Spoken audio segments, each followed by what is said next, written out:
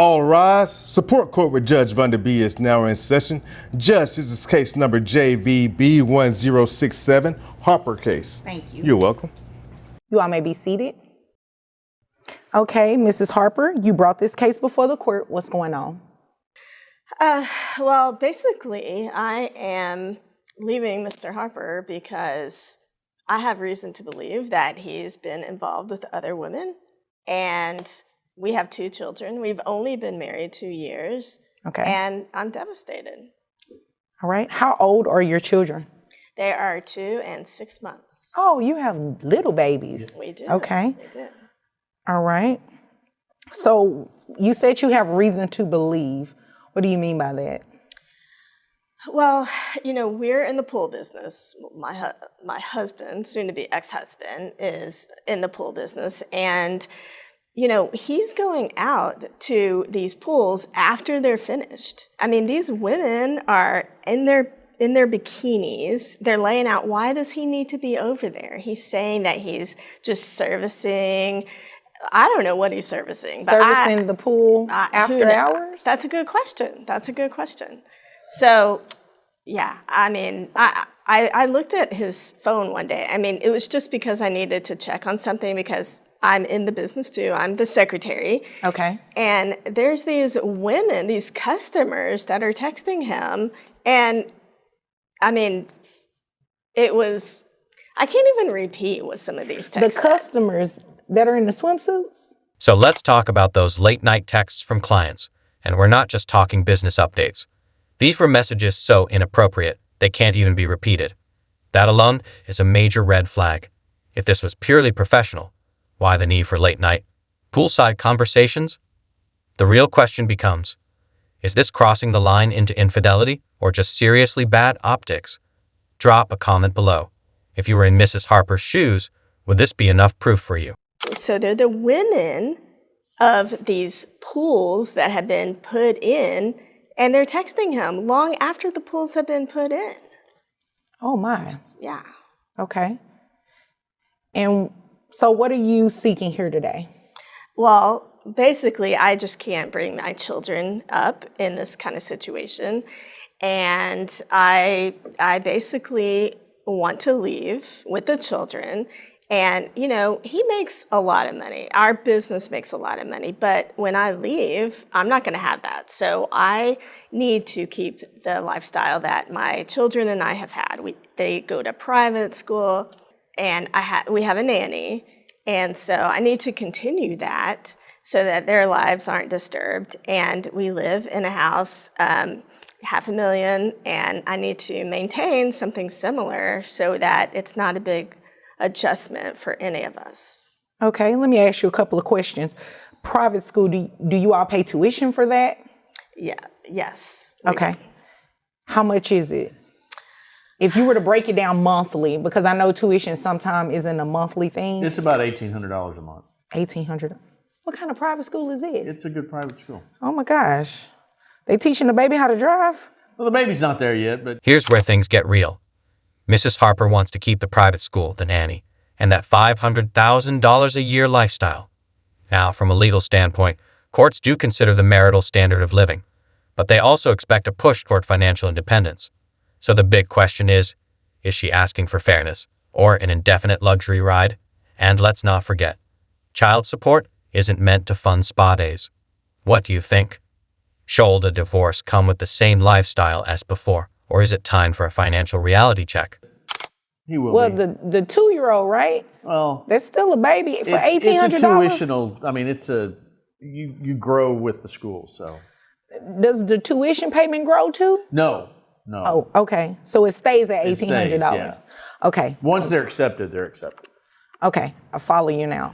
So if we were to break that down monthly, that's about $150 a month. What about the nanny? How much does she cost monthly? I mean, he pays most of the bills, so he can probably answer that better. Okay. Have you already started looking at other homes, other apartments, or anything like that? Yeah, You know, there's a couple other homes in the neighborhood that I'd really like to move into. I think that would be the least disruptive to me and to the kids. Okay. So, yeah. And Would you be renting out those homes? basically, I would like to buy one Okay. so that we can maintain the same lifestyle that we've had. Okay. If you were to buy a home, the homes that you were looking at, what are you looking at on mortgage? About $3,000 a month. Okay. But again, I mean, I would think he would need to pay the majority of that. Okay. So you want him to buy you a home, you and the children a home? I mean, I would call it spousal support. Okay. All right. What about any other bills that you would potentially have to pay? So, you know, I think he should keep paying for the nanny and the private school. Okay. And, you know, I have been only working part-time. And of course, I would not want to keep working in the business with him and these customers who are still coming around. So I would have to find a job, and that could take a really long time. So I would think he should pay everything until I find something where I can work part-time. Okay.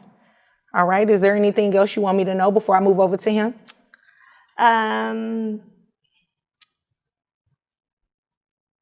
Well, just don't believe his excuses about these women. That's all I can say. Oh, okay. All right. Mr. Harper? Well, there's no excuses about any of the women. I had developed this business long before we got married. Okay. And we've been married a couple of years. And I've worked hard to get this business to where it is. I've got a great staff. I've got a great team of crews out there working. And you know, one of the things that I do is I go out and I make sure the work's quality work, so I can put my name on it. Do I take care of my clients after we've put in a pool? Absolutely. Well, your definition of taking care, is it what she's thinking? No, Okay. it's I maintain contact with my clients, and they contact me if there's an issue, if they've got questions. He maintains contact. And I go out and I see those clients because that tends to give me more referral business. And I'm not having to spend as much on marketing and advertising as I would if I didn't have that referral business. Okay. So I want to make sure I keep in contact with all those clients. Why are these women saying that, come over, I'm going to be laying out? They tell me whatever they want to tell me. That has nothing to do with. So you go join them while they're laying out? Well, I mean, if they're out by their pool, they're out by the pool. That has nothing to do with my business. Do you join them in the pool? No. Okay. I saw a picture. One of those texts had a picture of you in the pool. The judge didn't hold back, grilling Mr. Harper on why these clients are so eager to have him over. His defense? They tell me whatever they want to tell me. Yikes. If this were a loyalty test, he'd flunk it on the spot. But here's the real kicker. A photo of Mr. Harper in the pool. Mr. Harper, what exactly were you servicing there? So, viewers, is this just good business or straight up lousy judgment? Let us know in the comments. I don't. What were you doing in the pool? You were checking the depth? I don't remember ever seeing that picture. So now I will say this: she has imagined a lot of stuff that goes on. She has a good imagination. Very good. Oh, and okay. she does work part-time as the secretary, but her primary job is to take care of the kids. Okay, so you'll agree with everything she said about taking care of the kids and everything like that. And she does a fairly good job when she's there. Oh, what does that mean? Primarily, the nanny does all the work for taking care of the kids. Speaking of the nanny, how much do you pay her a month? We're actually paying her probably a little less than what we deserve, but it's probably about $1,200 a month. Okay. And so you make pretty good money. How much money do you make in this pool business? Well, I've been averaging about $280 a year. But it could be higher? It could be. Or it could be lower? It depends on the market. Okay. He's not even being truthful about that. He makes over $300. He makes over $300? Okay. Is that true, Mr. Harper? No, that's not true. So where did she get that from? Well, I mean, it's her lifestyle. I mean, she likes going out and with her girlfriends and having her lunches and having her, her spa days and Therapy sessions. She pay. I pay You for. call your spa days therapy sessions? No, I'm going to therapy because of what he's putting me through. Oh, okay. You sure it's not what your imagination is putting you through? I imagine because he said you are imagining all of this. I imagined he was a good guy too a couple of years ago when I said I do. So yeah, only in that do I have a good imagination. Oh, okay. So not only do I maintain the house and maintain the bills and take care of all that, I also have the kids on my insurance, her on my insurance. How much is the insurance for just the children? $309. $309. Okay. Yeah, and that's important to me. I want the kids to be safe. I want the kids to be brought up in a good, wholesome environment. Wholesome. And she, You're not she even gives home everything at off to the night. nanny. Ma'am, let him speak. I gave you an opportunity to speak. He did not interrupt you while you were speaking. I promise I will get back to you. Continue, Mr. Harper. She doesn't. She pretty much hands everything. But let's break it down. Mr. Harper runs a demanding business, keeps odd hours visiting clients, and depends heavily on a nanny. So how does that align with full-time parenting? In custody cases, courts always prioritize one thing: the child's best interest. And while accusations make headlines, it's stability that truly matters. Still, it raises a valid question. Should a parent's work schedule play a role in custody decisions? Let us know your thoughts below. Off to the nanny, and requires the nanny to take care of all that. She's got a pretty cozy lifestyle. We've got a nice house.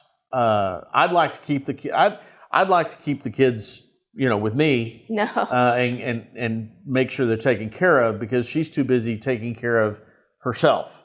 All right. But your work schedule, would that permit you to have the children on a full-time basis? It would be difficult, but I would see it made sure it happened. So wouldn't it be in the best interest of the children for them to just stay with mom like they've always been doing? Well, if mom would stay with them, yeah, I would agree with that. But it's like I said, it's primarily the nanny. But you're paying for the nanny, so it would be the same difference if you were to have them. Well, no, they would be with the nanny more if they were with you. Possibly.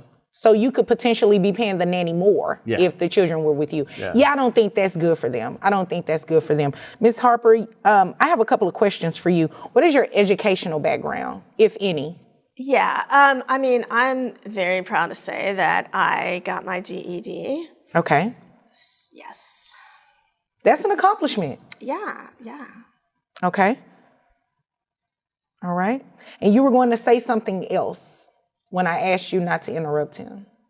Oh, well, so he's saying he wants them to have a wholesome lifestyle. Like, give me a break. What's wholesome about going to these women's houses, when he could be at home at night? So it's not always during the day. He's not home a lot I'm at not night. at women's houses every night or anything like that. But some nights, huh? No, not even some nights. Occasionally it happens. And their family is there as well. So your customers call you at night for pool maintenance? No, they'll call me at night. Is that what you're telling me here today? No, they'll call me at night to ask me questions about referrals, about maintaining the pool, things like that. At night? Sure. Usually when I go over at night, their families are there too. How late are we talking at night? Oh, 9 o'clock. Okay. That's not too late. It makes no sense. Wholesome well, I agree family. with that. It doesn't make any sense. Yeah, a wholesome family. We would have dinner together. We would be at home. We'd be reading to the kids, playing with the kids, putting them to bed. Should have fixed dinner, but yeah. Ooh, so you don't cook? Well, we have somebody for that. Oh, so you all have a chef too?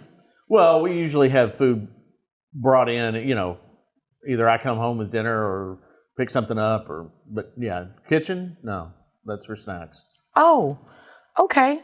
Well, this is what I am going to do. I definitely think that your wife has grounds. She's eligible to receive some sort of spousal maintenance, especially if she no longer wishes to remain in the home with you.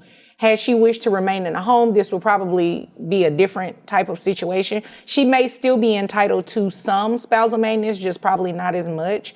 So what I'm going to do is to order you pay spousal maintenance to your wife. And it's not going to be anything that's, forever, ma'am. I just want you to understand that it will definitely be a temporary situation, at least to get you on your feet so you can look for a job, find suitable living arrangements for the children and everything like that.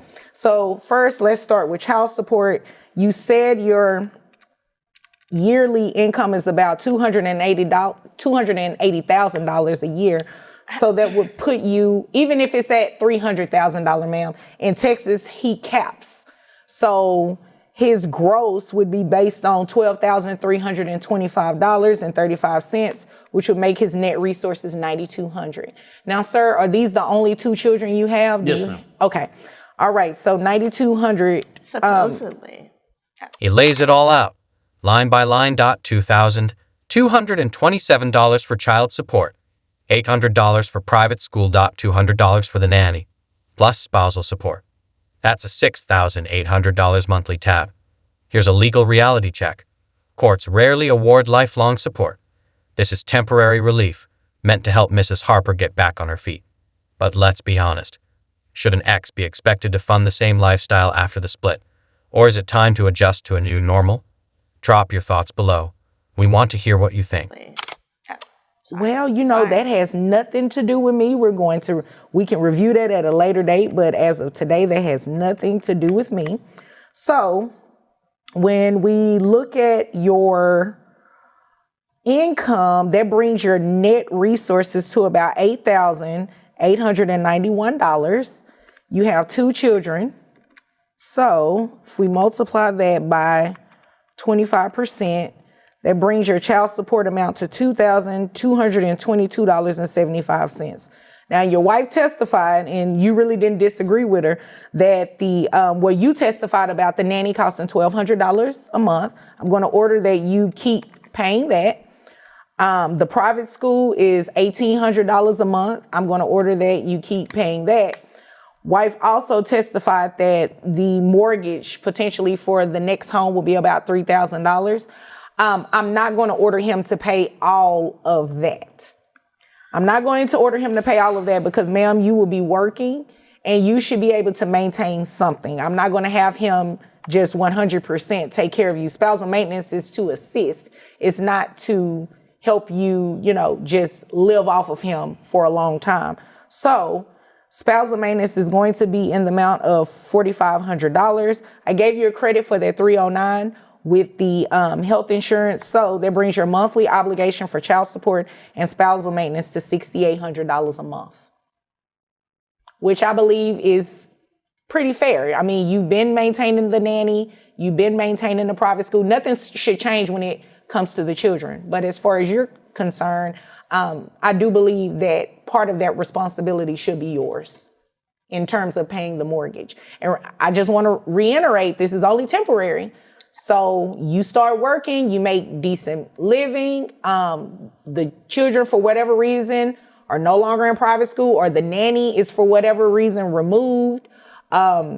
He can come back and petition the court and ask for something different. And there's a high likelihood his payment of spousal support to you may be removed. So I just want to make sure I'm clear about that. So what if it takes me a year to get a job? Well, Probably take her longer than that. I hope it wouldn't take you years, ma'am. At that point, you're just being spoiled, must I say. It should not take you years to find a job. If it takes you years to find a job, that means you are intentionally not actively looking for a job. And if he comes back in here and that is the case, I will surely make sure that he stops paying you spousal maintenance. Okay? Is there anything further? No. You have any other questions, sir? No, ma'am. Okay. If there's nothing further, you all are dismissed. Thank you. You're welcome.